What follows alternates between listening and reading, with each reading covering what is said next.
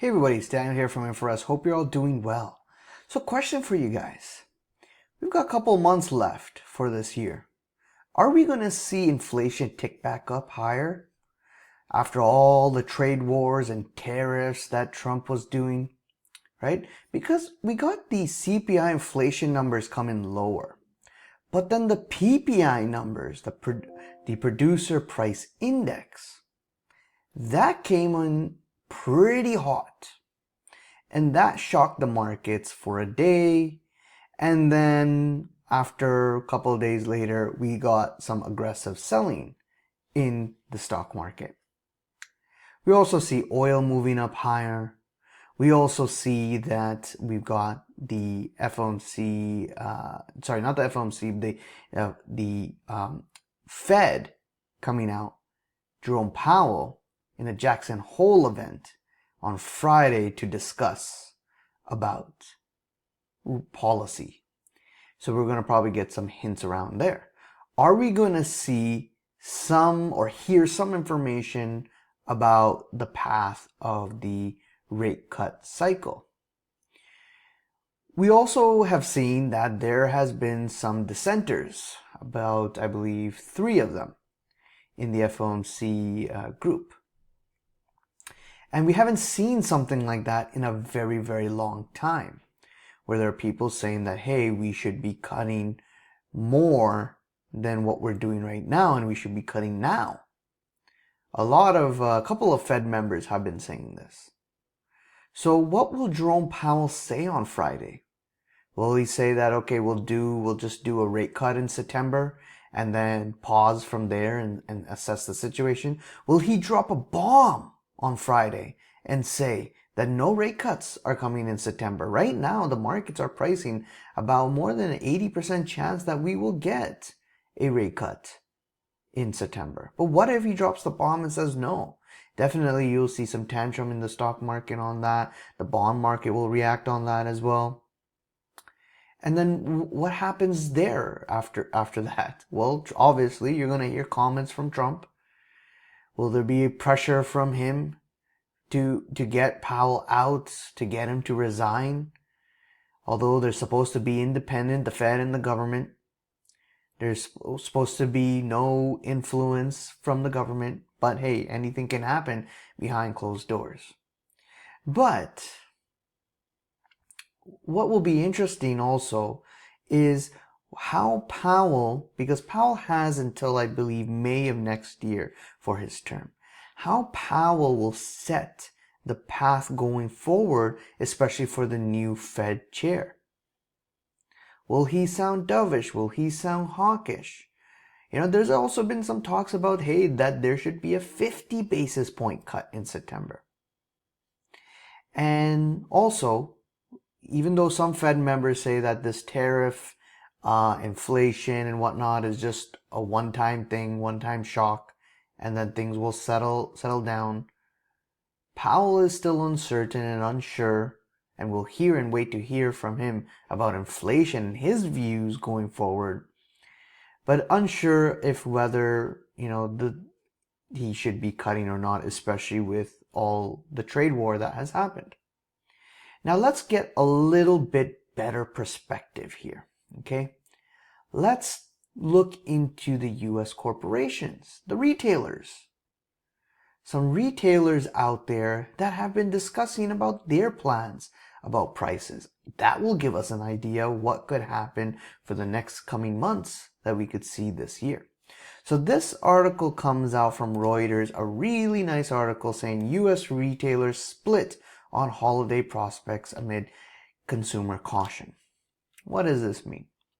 So let's start off talking about mixed sales and profit forecasts from major US retailers such as Target and Home Depot have prompted investors to question if this year's crucial holiday season will yield the windfall typical associated with the year-end shopping surge. Well, let me answer that question. I think definitely splurging has gone down, but stopping people from spending, I think that is difficult to do, even in tough times, right? You still gotta spend on certain things. You will just look for different options. You'll be maybe more choosy. If you want to buy that beer, go to that restaurant, enjoy, especially when holiday season comes, and you're a little bit under pressure with money, depending on the situation, you might still dabble there and spend. Maybe you'll be more cautious, but you'll still spend something to get some enjoyment out of it, right? So definitely right questions to be asking going forward. And the question about whether holiday season year-end shopping will see a massive surge like previous years, I'm not sure about that. But will they see a surge? Sure, I can probably see some sort of surge, right? We'll just see when the time comes and when earnings end up showing up. So going forward, rising costs driven by US President Donald Trump, import tariffs, and subdued consumer spending have given rise to fresh worries about resilience of the American shopper. We're planning cautiously for the back half of the year, given continued uncertainty and volatility, says Target's chief commercial officer. Consumer and retail companies have also among the worst hit by tariffs. Unprecedented nature of Trump's trade policies has contributed to the decline in U.S. consumer sentiment, and shoppers expect economic growth and higher inflation in the coming months. Overall inflation in the United States has been trending higher, and economists are concerned that higher prices could be in store for consumers after a recent spike in wholesale inflation. Okay, so worries around, again, the consumer sentiment, worries that we could see trending higher prices. And if you don't believe me or believe that, just take a look at what some of these retailers have said here. Adidas said it could launch new products at higher prices in the US. Levi said it could cut back on promotions, while Under Armour is considering bumping up prices for consumers who have the pricing power to tackle tariffs. We're learning a lot about the health of the consumer. They are still interested in spending but not splurging. Some of the comments companies gave months ago about not hiking price due to tariffs are proving to be more lip service than reality, right? So this comes out from a chief economist at this firm. On the other hand, TJX parent TJ Maxx Marshalls touted a strong start to the second half of the year. Home Depot posted disappointing quarterly results, citing consumer hesitation, big ticket purchases, but maintained its forecast. So what you could take from all of this, same thing here, I'll just finish off. Lowe's managed to beat earnings estimates but acknowledged the home improvement demand remains soft due to high borrowing costs. The company will continue to face challenges in the back half of the year due to high mortgage rates, cautious consumers, executives said in the post-earnings call. More than 300 companies that have reacted to tariffs in some manner since Feb 1st. About 38 companies have withdrawn to or cut their forecasts, while 42 have mentioned price hikes. So there you go, right? It says tariff tracker. Let's see if we can pull this up. There you go. Nice tariff tracker here. So maybe I'll link this in the description so you could take a look at it. So there you go, right? It's giving you a very good idea. A lot of businesses out there after earnings are giving you an update that there's concerns, consumer concerns, high borrowing costs that we have. Even with rate cut, guys, you can still expect mortgage rates to still be higher up, right?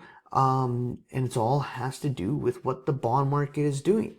So we can still see that happen, and that could still create a lot of pain, especially for these retailers and for these companies. So a lot of them have concerns around the prices and the borrowing costs and the consumers. And many of them have talked about price hikes already. So you've already got 22 who are saying price hikes in the US. You've got 38 saying a financial hit, 26 profit margin warnings, supply chain change 17, investment change allocation 10, and job cuts basically 1 so far, right? And then the UK, same thing, price hikes 10. EMEA 71 there, Asia Pacific 4, right? So the price hikes that you're seeing not only in US but globally, we could see that coming in for the next back half of the year and going forward to price in those tariff shocks. And that, what would that do in terms of rate cuts for the Fed? What would that do in terms of inflation numbers? Right? You could expect, if everything's hunkadoris and everything is fine, then you could expect rate cuts to not be that aggressive, or may not come, or may get 1 or 2 and then a pause, especially if inflation starts to tick up, causing some fears. Fears in the equity markets, fears in the bond markets, creating more tightening conditions. I mean, how much more can the consumer handle here if things continue to get worse off? It makes me think that, eventually this will break. So far, the data looks fine. So far, the unemployment rate looks fine in the US and the jobs numbers as well. However, we did hear from certain Fed members saying that that's all going to change next year when the numbers are revised. So if that's the case, and you have also JP Morgan, let me just quote you what they said. Try to quickly pull it up here. Sorry, not JP Morgan, Goldman Sachs. They said future revisions to job growth are more likely to be negative because the birth-death model is likely a bit too generous. They also expect slower job growth. They also expect that the numbers are not that truthful, right?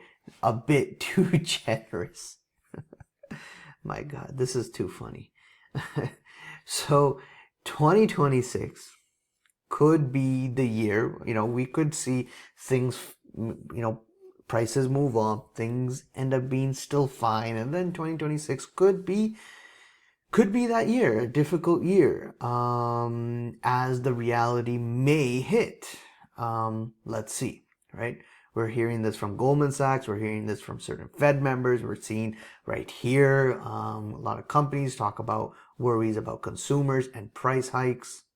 So a lot to look forward to in the coming months, and definitely more when we hit 2026. So let's see. Let me know what you guys think.